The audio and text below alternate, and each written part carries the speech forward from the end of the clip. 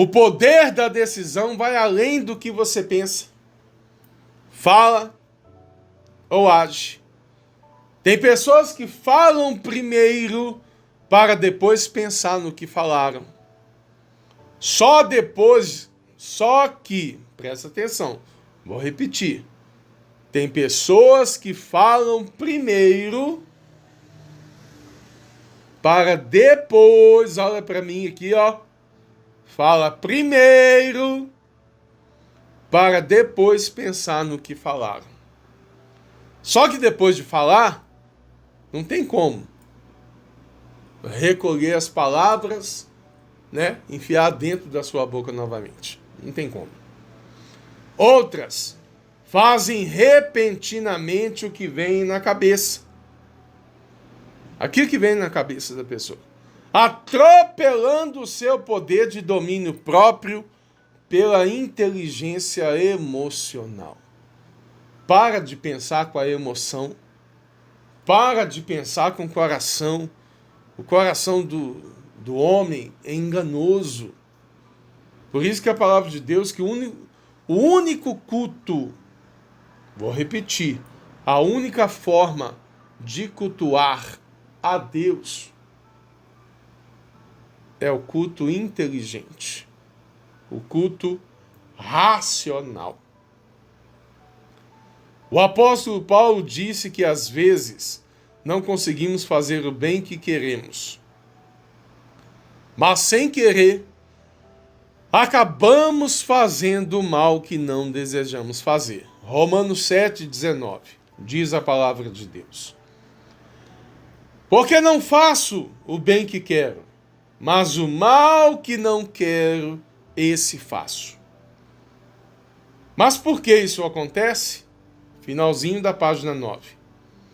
Você vai descobrir nesse livro que existe uma guerra de forças espirituais antagônicas que permeiam o mundo em que vivemos. Página 10. Imagine, você está no meio de uma guerra entre o bem e o mal. Você sabe quem é a origem do bem. Quem é? Quem é a origem do bem? O nosso, isso mesmo, nosso Deus. Quem é a origem do mal?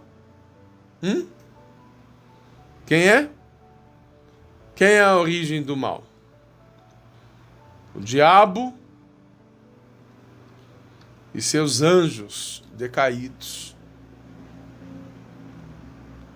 Então é muito importante você entender isso. Você está exatamente no meio. E o significado aqui da palavra antagônico significa... O que é antagônico? Que opõe duas forças ou princípios.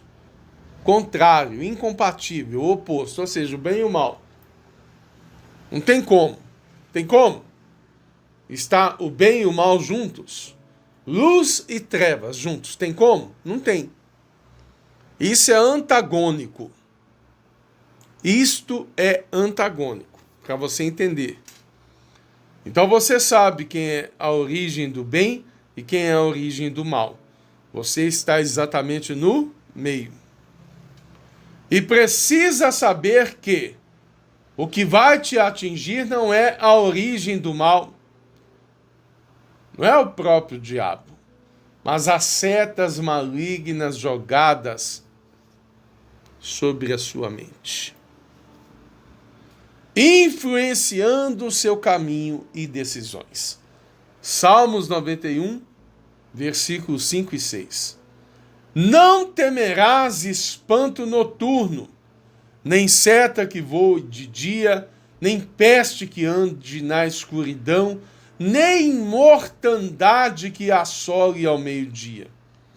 Então você não vai ter medo dos ataques espirituais, mas você precisa entender que são eles que pegam você quando você está fraco espiritualmente.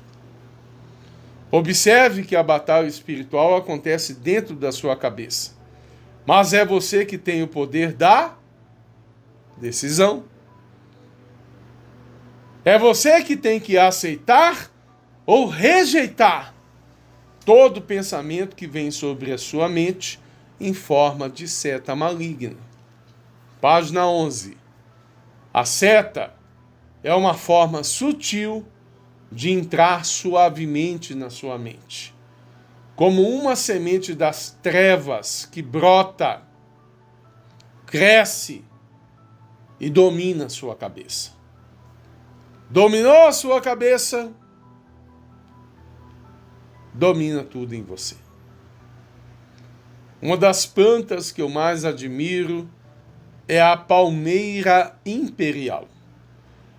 Há muitos anos atrás, construí uma casa e plantei ao redor dela inúmeras palmeiras. Imaginei minha casa no meio dessas palmeiras imperiais vai ficar nobre.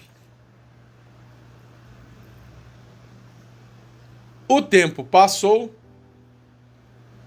as palmeiras cresceram e realmente a casa ficou cercada dessas lindas e maravilhosas plantas. O que eu não imaginava é que as raízes também iriam crescer, provocando trincas horríveis nas paredes e nos pisos. Raciocine comigo. Finalzinho da página 11. No início, quando plantei, elas eram flexíveis e pequenas. Com o passar do tempo, se tornaram gigantes e rígidas. Muito maiores do que a casa. Suas raízes eram capazes de levantar o alicerce da casa. Página 12. Assim são os pensamentos ruins que suavemente entram na nossa mente quando não decidimos barrá-los. Paulo, um dos apóstolos mais sábios de Cristo, disse que fazia de sua mente escrava do pensamento de Cristo. A palavra escrava que ele usou mostra uma anulação total do pensamento mundano, que chega até você através dos veículos de comunicação e das redes sociais. Mas a estratégia principal é usar parentes, os primeiros, infelizmente, a serem usados pelo diabo são os parentes. E amigos, falsos amigos, né? Infiltrando ideias fracas na sua convivência. São as famosas narrativas mentirosas, onde o narrador usa um fato verdadeiro para construir uma ideia mentirosa, cegando você, afastando do evangelho, que nem o diabo fez com Jesus. O diabo, no deserto, ele não chegou contando lorota para Jesus, ele chegou falando da Bíblia. Ele tentou Jesus usando a Bíblia. Usou até o Salmo 91. Paulo, o apóstolo, ainda que sendo intelectual, fazia questão de anular a sabedoria humana para se apropriar da revelação divina. 2 Coríntios, capítulo 10, versículo 5, parte B.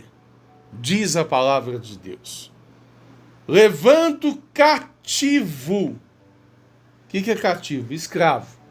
Todo entendimento à obediência de Cristo. Ou seja, ele tornou a mente dele escravo de Cristo.